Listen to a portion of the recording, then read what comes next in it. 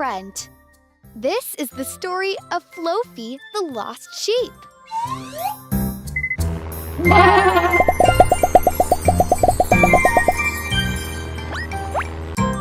Flofi lived in a wonderful place, surrounded by green pastures, mountains, rivers, trees, and clean air. Hello, I'm Flofi. After it rained, a rainbow painted the sky with its many colors, so that every time Flofi looked up to the sky, she was reminded of the promise God made to never flood the earth again. Flofi and other 99 sheep were best friends. Since they lived together, they would play and eat as a big family. There were 100 sheep in total. The gatekeeper was Kiki Blue. I take care of my sheep.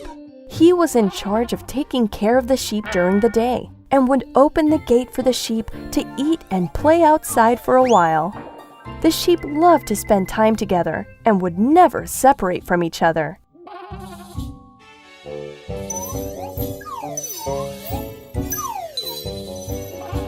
At night, Kiki Blue, always alert, would not let anything or anyone hurt the sheep. In the woods lived foxes that wanted to destroy the sheep, robbers that wanted to steal them,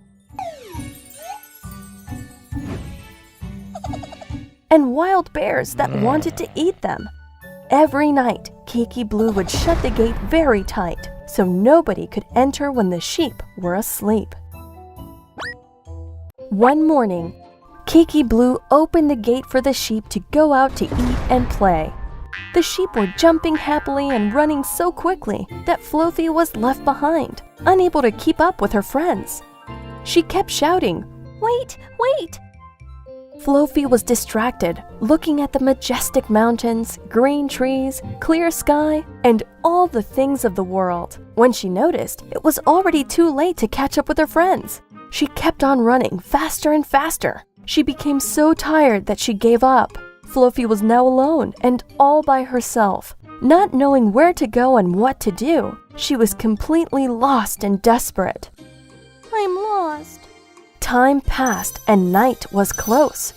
The other sheep were home safe and ready to go to sleep when Kiki Blue, as usual, started to count the sheep. 1, 2, 3, 4, 5. Kiki Blue kept on counting 10, 20, 30, and so forth until he counted 99 sheep. He realized immediately that he was missing one sheep. Where is Flofi? He knew all his sheep by name, and among them all, Flofi was the only one missing. Then he raised his voice and said, "I'd still leave behind the 99 to go after just one." I'll go after just one.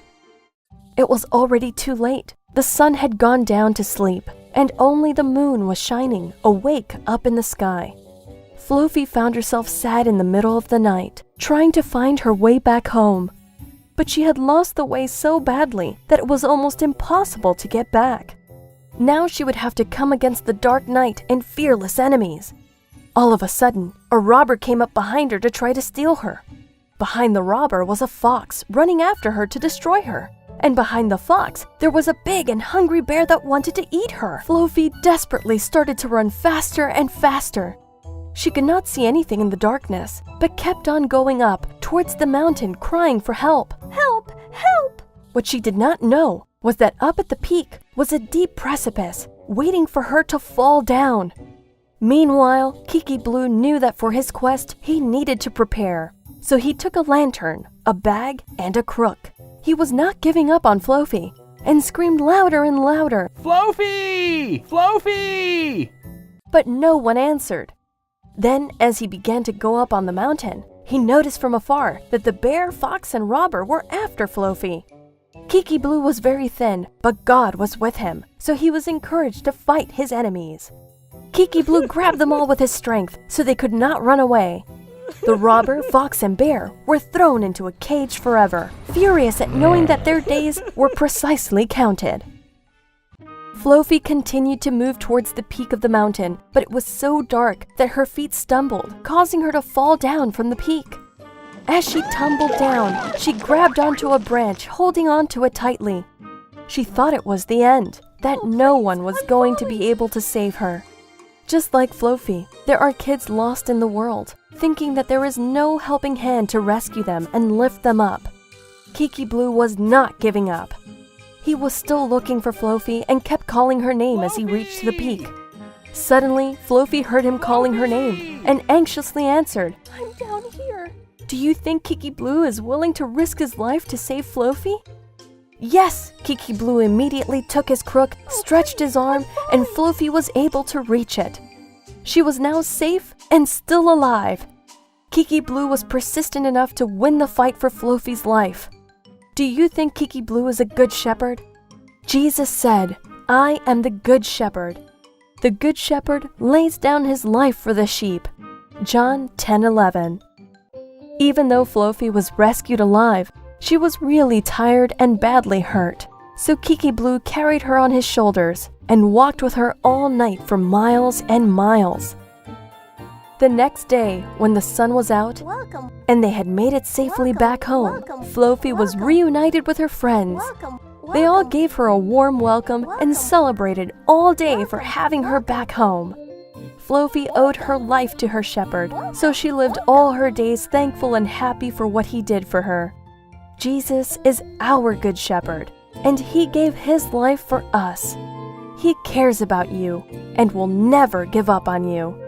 The end. Yay! Thanks for watching. If you liked our video, make sure to subscribe to our channel right here. To play and interact with us offline, download our app. Click here to watch some fun stories.